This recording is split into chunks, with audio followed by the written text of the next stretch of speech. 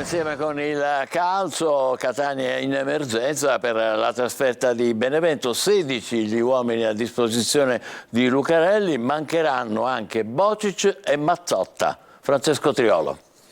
È l'ultima partita della girone d'andata, ma allo stesso tempo dovrà essere quella delle risposte che il Catania vuole dare dopo la sconfitta contro il Sorrento e alla vigilia dell'apertura del mercato invernale. Lo chiede la società, ma anche Lucarelli, che sta decidendo dove e come intervenire. A Benevento domani il Catania è atteso da una sfida difficile, insidiosa, contro una squadra che nella prima parte del campionato sembrava dovesse lottare per le primissime posizioni. E cercheremo di affrontare nel migliore modo una squadra che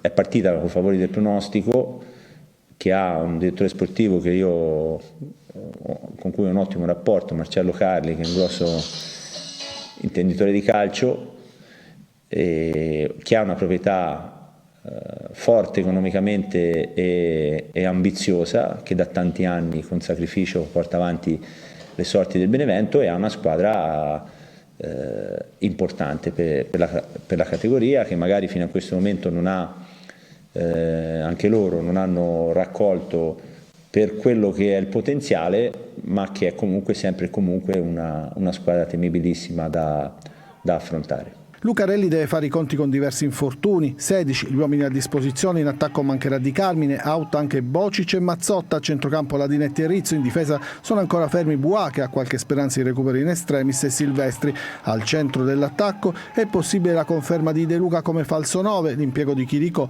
o il ritorno al primo minuto di Dubicas, unico centravanti di ruolo. Domani avremo 16 giocatori in movimento che bastano, perché tanto con 5 sostituzioni più di 16 non giocano, quindi fosse stato 15 già era una sostituzione in meno, ma 16 va bene, più 3 portieri, di cui uno è fuori lista, quindi 18 puliti. Catania che al Vicorino non potrà contare nemmeno sui propri tifosi, altra sanzione disposta dopo gli incidenti a margine della partita di Coppa Italia contro il Pescara. Stasera, con inizio alle 20:45, il Messina ospita al Franco Scoglio il Monopoli in uno scontro diretto e importante in chiave salvezza. Giallorossi senza gli attaccanti Plescia ed Emmausso. Sergio Colosi. Luciani e Zunno saranno le uniche due novità stasera nello spareggio salvezza del Messina contro il Monopoli. Attacco nuovo per 2/3 a causa delle assenze di Emmausso e Plescia. Confermati gli altri 9 undicesimi. In porta Fumagalli imbattuto da 3 turni, difesa con Manetta e Pacciardi centrali, Ortisi e Salvo Elati. A centrocampo Firenze regista, Franco e Frisenna. In attacco con il capitano Ragusa, Luciani centrale e Zunno a sinistra. Partita fondamentale come confermato dal presidente Pietro Sciotto. Il Messina per proseguire la striscia positiva, il Monopoli invece per interrompere quella negativa di 4 sconfitte. Oggi ho detto alla squadra che per me questa partita di venerdì, me lo auguro, vale 3 campionati fatti in C per me.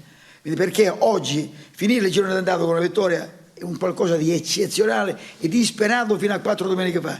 Quindi dobbiamo tutti unirci, pregare, perché è importantissimo uscire, finire il girone d'andata con una vittoria venerdì.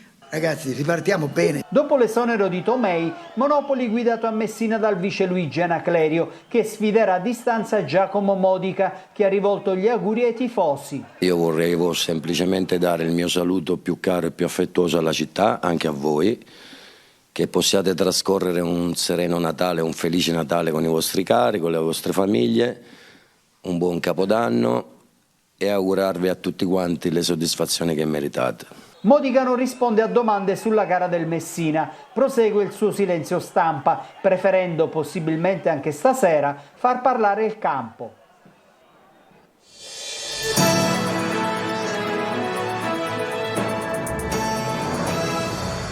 Scusate, ma c'è qualcosa che non ci convince nel succedersi di reazioni all'omicidio del 22enne a Palermo, al culmine, stanno accertando gli investigatori, di una guerra di bande che durava da settimane, condita di risse, scontri in luoghi pubblici, fino alle sparatorie vere e proprie.